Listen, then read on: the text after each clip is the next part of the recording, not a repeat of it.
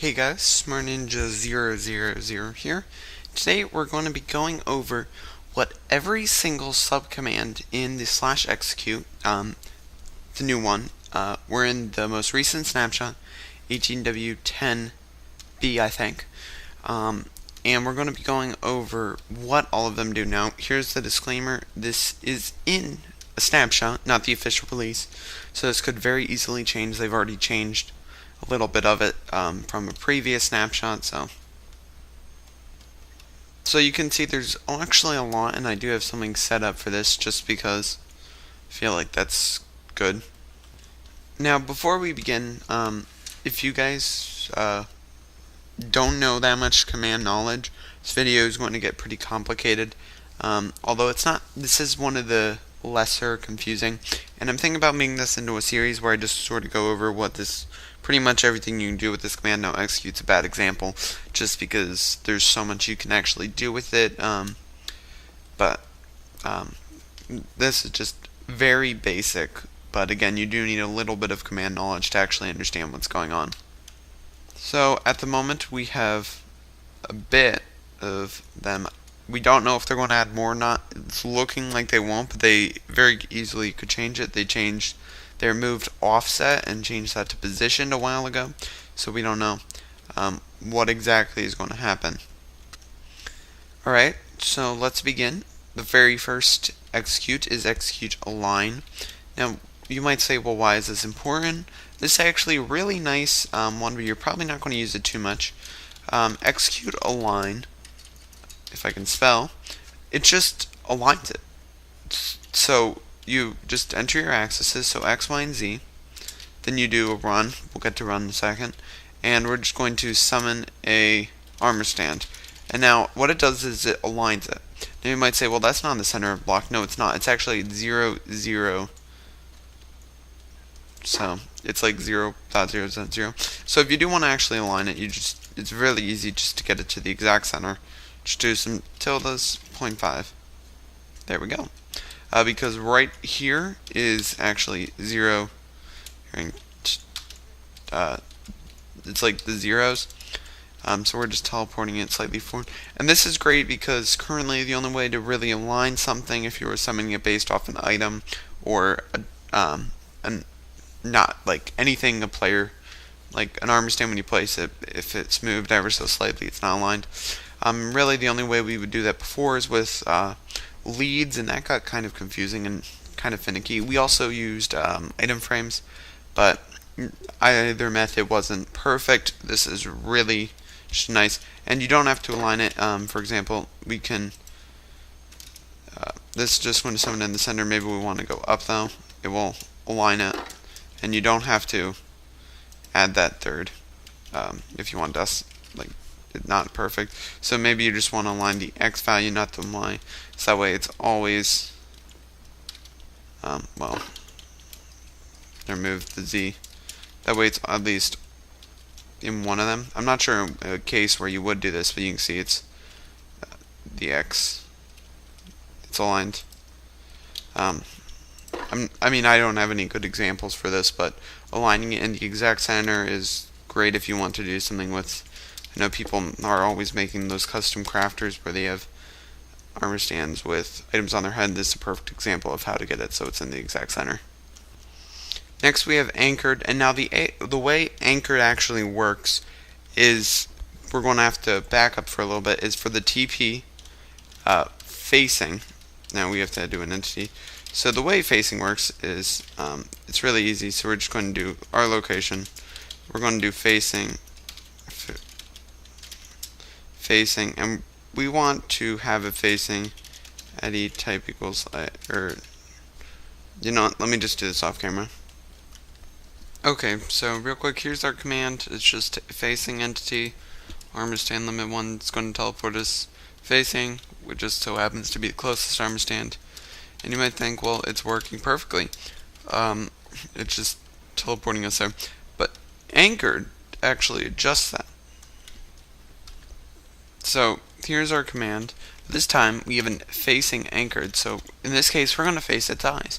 You might think, well, that's the default. That's what we're facing earlier. No, we're not. We're anchoring based off of my feet. Does that make sense? So my feet is actually my rotation. And then, so technically my feet, if you look at this, my feet are looking at its feet. Yeah.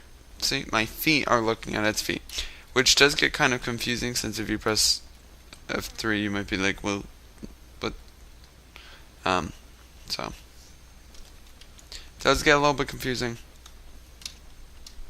So what anchor does is really easy. It just allows you to anchor where you're facing off of. So / execute anchored eyes run eyes. So now we're looking at its feet because I wrote feet here. Now we're looking at its eyes. So I wrote eyes there. So this is nice if you want to actually look at its feet. So if you're trying to look at its feet, then that's when you use it. Pretty much the only reason you'd use it. As and at are probably the two biggest ones. So we're going to start with as. Now as is actually pretty simple. It's just doing it if you want to use the @s. Now there's other reasons for using it, like here if I do. Now by default you're running it as me. So I'm going to do execute as Eddie type equal armor stand. And now all the armor stands are going to run the next thing. So I'm going to run say Eddie or say @s. So now all the armor stands are saying its name. And now you really only want to use as if you are trying to select multiple entities for something like a say command or a data merge command, or if you want to use the @s, which 9 times out of 10 you want to use the @s. So that is if you're doing something big. Now at is a little bit confusing. At is pretty much your location. So if, for example, if I wanted to do execute as Eddie or at Eddie type equal armor stand, then I'm going to run set block. We're going to set it 5 blocks up stone. You can see they all set 5 blocks up stone. And again, if you want multiple entities, this is probably what you're going to do. As or at, they do pretty much the exact same thing. Although I recommend as if you're going for multiple entities. And this just does it at the location. Now it also stores the rotation, which you would expect. So here we're just choosing armor stand limit 1 nearest. And we're just going to teleport it forward using the carrots, and we actually have to get kind of close to it, but you can see. It does pretty much exactly what you'd expect. Okay, we're getting on. We're back to facing. Now facing in this one is not that complicated. And the way it works is it basically runs it as though you're facing the entity.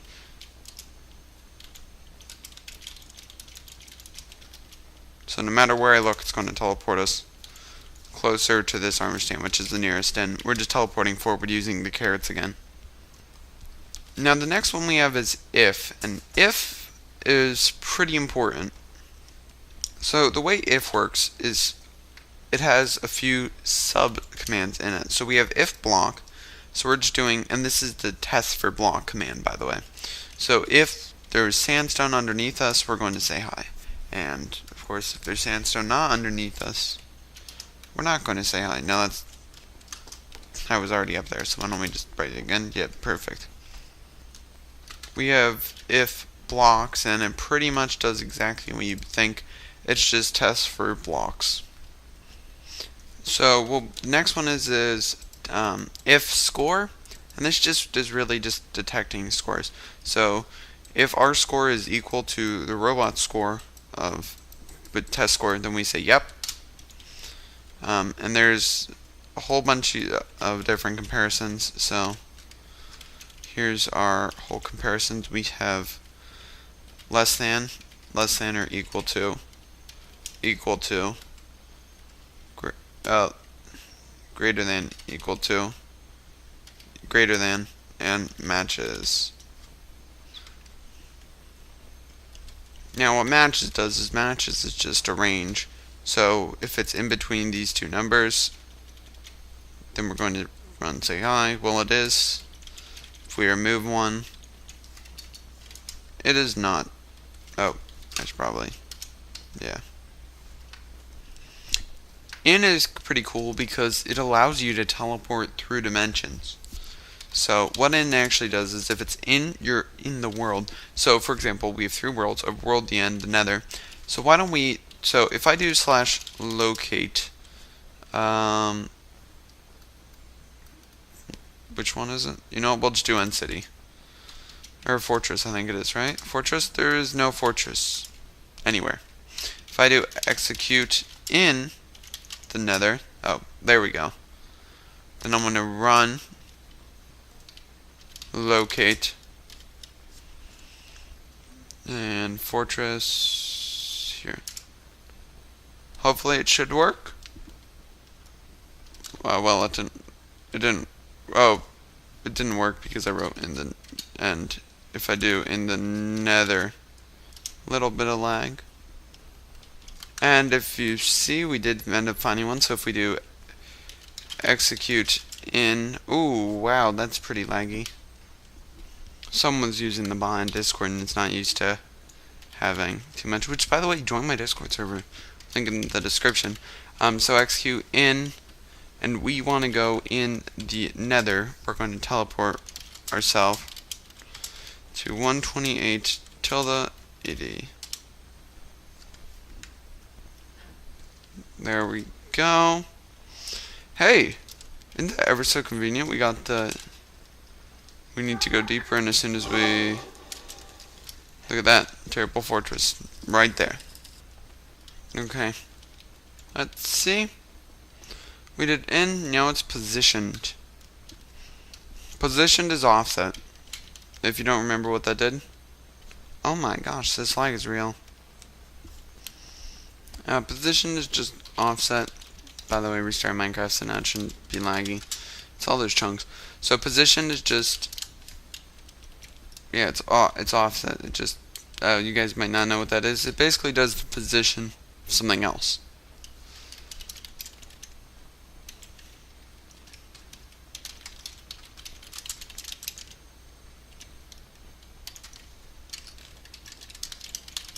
So here's a terrible example. That just went up 10 blocks instead of 5. You can also do entities, which, let me just move to an entity. So here's our armor stand, so we just do execute as, or execute positioned as, well, I guess we can do id type equal armor stand, sort equals nearest, limit equal 1, run, set block of 5, stone. Look at that. Rotate is pretty much, it's like really similar to facing, except it's just if you're rotated as, yeah, do I need to shut this one off? Okay, so this armor stands facing that way, so when I run this command, it's just going to teleport us forward in that, I wrote a T, in that direction. Almost there. We have 3 more. Run is really simple. It runs a command. A few things to know about run. Well, one thing, and the only thing you really need to know about run, is the fact that you don't have a slash. So if I do execute, yes, you can do this. Execute run, you don't put a slash. It's how you stop the end of the subcommand. Store, we're going to come back to for a second. Unless is pretty simple. It's just the exact opposite of if. If they have it, then it won't run. Do the run thing. I don't think I need to show that off. Now store, this is where it gets super confusing and way overcomplicated. Store allows you to store something into something else, I guess. So execute store. You can store the result or the success. Result is what you get out. Success is 0 or 1. Now you can store the result. So we're going to create a new boss bar just so you can see something cool you can do with this. Okay, so here's a cool example. my health, which is displaying on the side, is also in the boss bar above. Now I put it at notch 20 because the most you can have is 20 health unless you eat some golden apples. So that seems to fit pretty nicely. It's maxed out at 20 as well. But it does work exactly as you would expect. Now, the way it works, and the way Wither, or not the way Wither works, and the way store works is actually really interesting. So you have 4 subcommands in the subcommand of store, kind of. So we're going to restore the result. Technically, you have 8. Let's not get into that. So block is store results into a block. Boss bar is store the result into a boss bar. Score is store the result into a score. Entity is stored into an entity. And then, yeah. Now, technically I could go into this further, but for today's example, that's too complicated since it's supposed to be basic. So what we're doing is we're going to store the result into, in this case, the boss bar, which is named health. Then we're going to run the value. Scoreboard players get Smart Ninja health. Now, when you run scoreboard players get Smart Ninja health, it will run and it will give me my health. I have 6 health. That's what's going into this. That's what's being stored. Now, the other thing you'd really use is scoreboard get health. You can also use data get, which is pretty much exact same. So except it's data, so we're going to do ls, and then the path and the scale. Path is just, for example, if you want, this gives not instead of that, it just gives us not everything. So in this case, we are getting the x value, or why don't we get the y value? This is my y value, and you can multiply this by whatever you want. So it's, yeah. Okay. So you get, that's what it does. Again, it's a completely different command, so we're not going to get too much into it. But this will return a value, which is 56D. The D stands for, I believe, a float.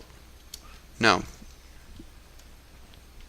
D stands for integer, I believe, although it's technically not an integer. Anyways, that's pretty much it for storing stuff. Again, if you enjoyed this video, be sure to subscribe. We're probably going to get into more basic commands after this. This is probably the most complicated.